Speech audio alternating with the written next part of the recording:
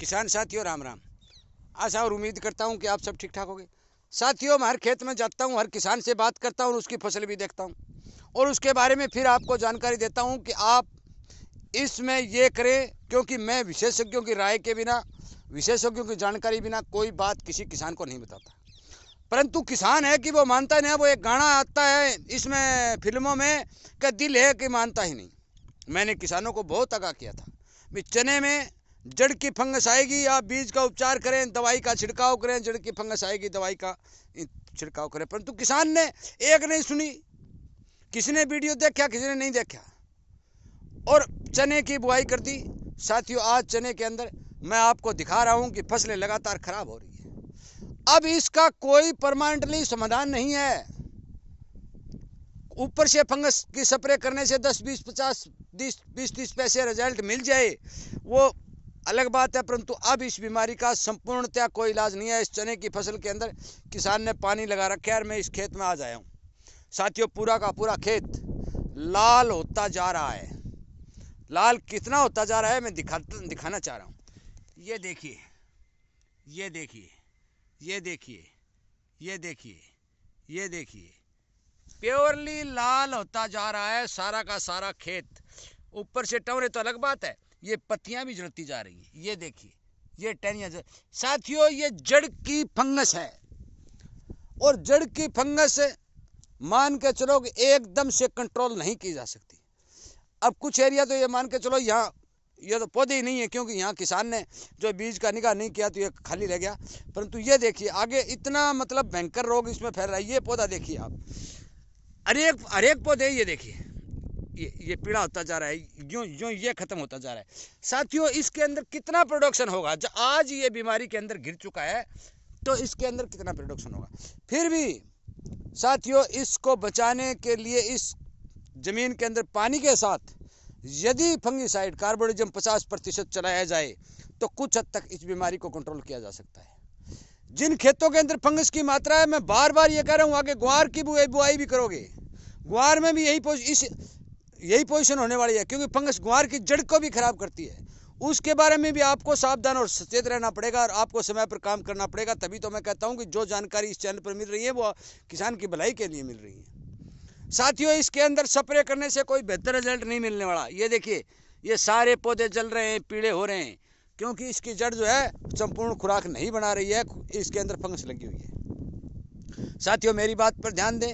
जिन खेतों के अंदर ये ज़्यादा बीमारी है तो कुछ हद तक फायदा हो, इसलिए कार्बोडिजम 50% की स्प्रे अच्छे पानी के घोल में बना करके, पानी की मात्रा ज़्यादा लेकर के कम से कम 300 350 ग्राम प्रति एकड़ कार्बोडिजम का इस्तेमाल करके स्प्रे करें, ताकि कुछ न कुछ चने की फसल को बचाया जा सके।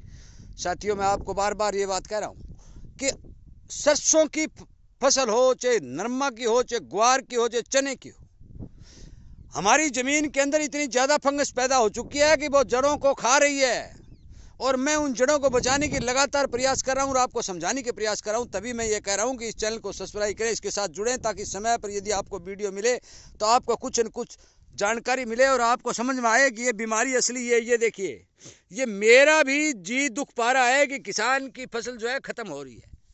साथियों, किया तो क्या जाए। ऊपर की बीमारियों को कंट्रोल करने के लिए अनेक दवाओं का इस्तेमाल किया गया, परंतु जमीन की जड़ के अंदर लगातार बीमारी फैलती रही। जमीन के अंदर बीमारियों ने अपना घर बना लिया और अब वो एक दिन में काबू आने वाले नहीं है। ये देखिए साथियों, ये पौधे खत्म हो चुके। ये देखिए, ये आप ये कहेंगे क्या? ये देखिए, अब मान के चलो कि इतना बड़ा नुकसान किसान का होता है। 6 महीने की खेती होती है, उसके बच्चे अच्छी पैदावार का इंतजार करते हैं, परंतु बीमारियों के चपेट में आने के कारण किसान को भारी नुकसान होता है। साथियों, समय पर जानकारी मिलती रहे, आप सावधान होते रहें, तो आप इस चैनल को सब्सक्राइब करके इसके सामने वाली घंटी का बटन दबा लें, ताकि बीज को उपचारित करने से लेकर आखिर तक का जो भी सिस्टम है आपको विशेषज्ञों द्वारा बताई गई जानकारी व किसान के अनुभव द्वारा प्राप्त की गई जानकारी पूरी की पूरी वीडियो के माध्यम से मैं लगातार दे रहा हूँ। मैं इस बात पर जोर भी लगा रहा हूँ कि किसान का नुकसान न हो, किसान खेती को बचाए और खुद भी बचे। साथियों, इस तरह का सिस्टम जिस खेत के अंदर है, लाल हो रहे हैं या पत्तियां जल रही हैं, आप उसके अंदर जो मैंने बताई है वो स्प्रे करके आप कुछ हद तक फ़ायदा उठा सकते हैं।